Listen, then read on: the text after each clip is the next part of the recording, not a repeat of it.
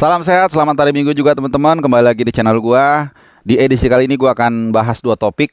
Kalau biasanya topiknya satu warna, internasional-internasional, lokal-lokal. Kali ini gua akan campur karena yang dua topik ini sangat seru dan juga kalau gue pisah dalam dua video, buang-buang waktu, buang-buang effort dan juga lu capek milih-milih. Jadi satu aja lu tonton langsung dapat. Nah, langsung dapat dua topik. Jadi gua kali ini akan bahas soal Roma dan Milan yang bermain imbang satu sama, seri rasa kalah buat Roma dan seri rasa menang buat Milan dan juga timnas yang ya not bad lah, good start 3-0 melawan Kamboja kemarin di partai pembukaan grup A di SEA Games 2023 di Kamboja. Nah, gue mulai mungkin dari seri A dulu, dari Roma dan Milan.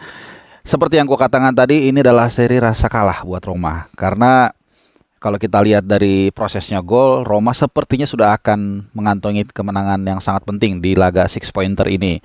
Tammy Abraham bermain sebenarnya sebelum gol itu dia bermain ya so-so lah. Malah ada satu shooting kalau nggak salah dari Pellegrini, gue lupa. Itu peluang emas tapi malah keblok ke dia. Terus ada satu juga pelanggaran yang dia bikin di dekat kotak penalti Roma, kemudian hampir jadi gol. Jadi free kicknya sama Giro tapi masih mengenai pagar betis ya, pagar hidup dari para pemain Roma dan selamat. Jadi itulah striker. Dia bisa bermain jelek selama 90 menit tapi kemudian ada sebuah serangan balik terus 1-0 di menit 94 kalau nggak salah. Pokoknya udah injury time yang dikasih itu kan kalau nggak salah 6 menit. Itu 93 atau 94 lah. Nah, ketika sudah dalam kondisi seperti itu, kalau dibilang lengah sih ada kelengahan ya di sektor kiri. Kemudian ada sebuah crossing dari sektor kanan pertahanan Roma ke tiang 2 atau tiang jauh dan kemudian di situ berdiri dengan bebas ya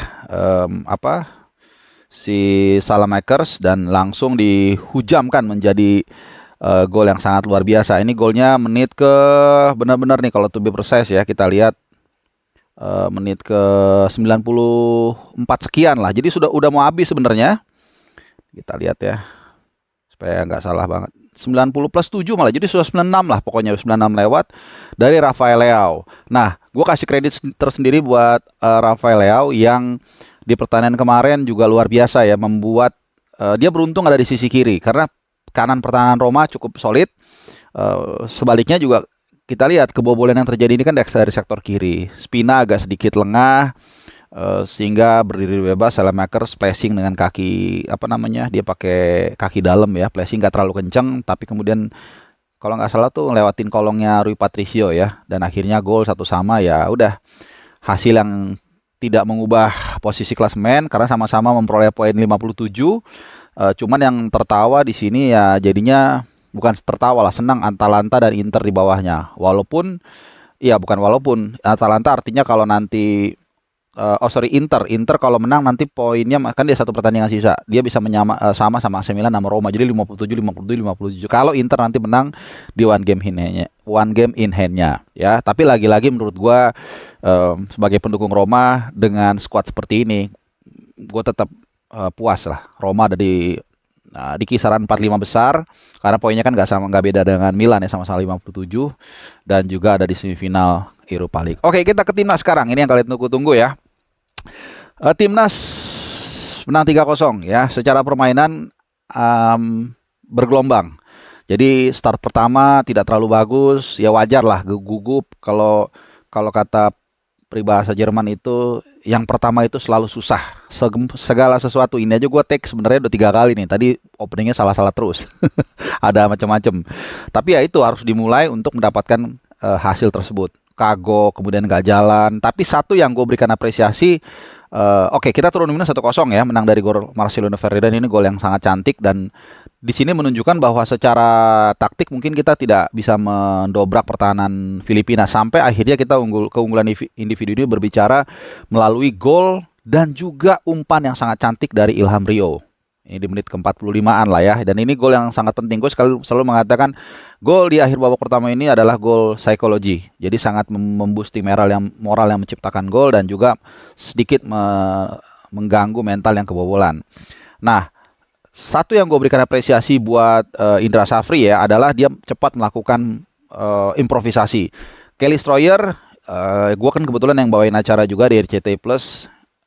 Gue rasa nggak perlu gue lah, kalian juga pasti tahu bisa merasakan bagaimana Kelly Destroyer ini yang tadinya gue mau bikin gimmick ya, gue mau bilang wah ini Destroyer nih. Kalau dia bisa impress di pertandingan tersebut, apakah bikin gol ataukah ngacak-ngacak, tapi sama sekali dia belum, paling tidak gue mengatakan belum menjadi seorang Destroyer. Makanya langsung ditarik keluar. Gue tadi mikirnya dia dikasih kesempatan dulu 10 menit, agak sedikit baik, tapi Indra Safri ini orangnya kan lumayan keras ya, tegas. Langsung dia ganti dengan Fatur Rahman, dan ini jauh lebih hidup.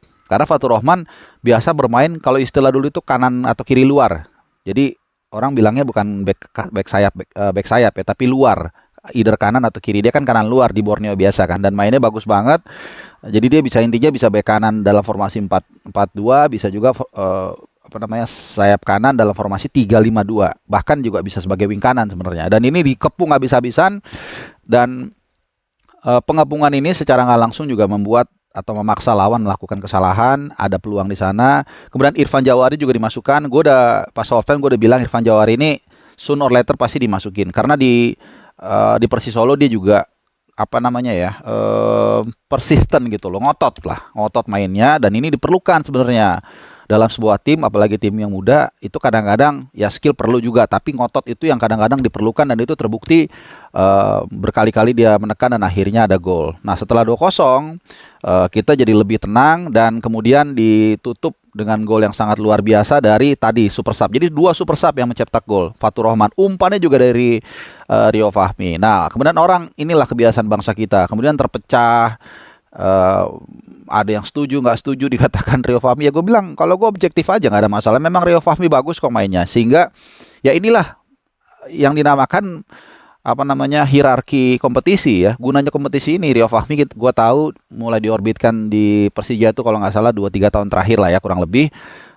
Ada graduasinya, pelan-pelan dia naik, dan kemudian tahun ini dia dibayar dengan mendapatkan award pemain muda terbaik. Dan gue lihat itulah fungsinya kompetisi, melahirkan pemain-pemain seperti Rio Fahmi yang berkontribusi kepada tim nasional saat ini U22, dan mudah-mudahan nanti buat senior juga dia terus menjadi langganan dan kompetisi yang sangat sehat dengan Asnawi nanti di kanan kan gitu. Dan bahkan juga ada Yakob Sayuri di sana, luar biasa. Jadi inilah gunanya kompetisi.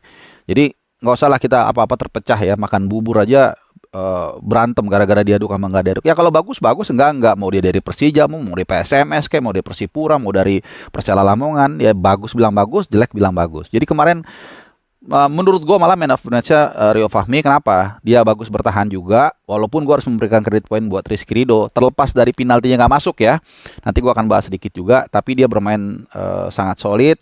Umpannya juga bukan ngasal umpan, itu umpan yang kelihatan ibaratnya lo